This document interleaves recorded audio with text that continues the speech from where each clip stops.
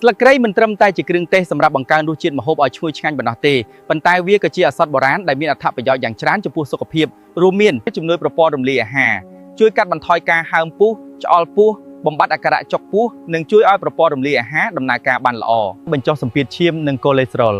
ការទទួលទានទឹកស្លឹកគ្រៃអាចជួយកាត់បន្ថយសម្ពាធឈាមខ្ពស់និងគ្រប់គ្រងកម្រិតកូលេស្តេរ៉ុលអាក្រក់ក្នុងឈាមបន្សាបជាតិពុល Detox ស្លឹកគ្រៃមានសារធាតុជួយបញ្ចុះទឹកនោមដែលជួយលាងសម្អាតជាតិពុលចេញពីតម្រងនោមថ្លោកនោមថ្លើមនិងលំពែងកាត់បន្ថយការឈឺចាប់ពេលមករដូវ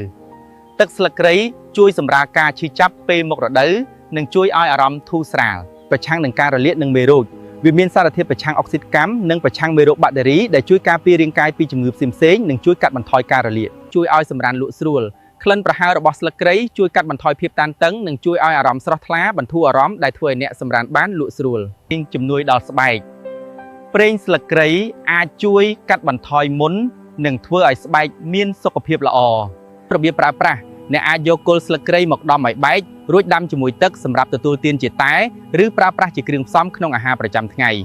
ទាំងនេះជាអត្ថប្រយោជន៍នៃដើមស្លឹកគ្រៃសូមជួយចុច Share និងចុច Subscribe ម្នាក់មួយផងបើគិតថាវីដេអូនេះមានសារប្រយោជន៍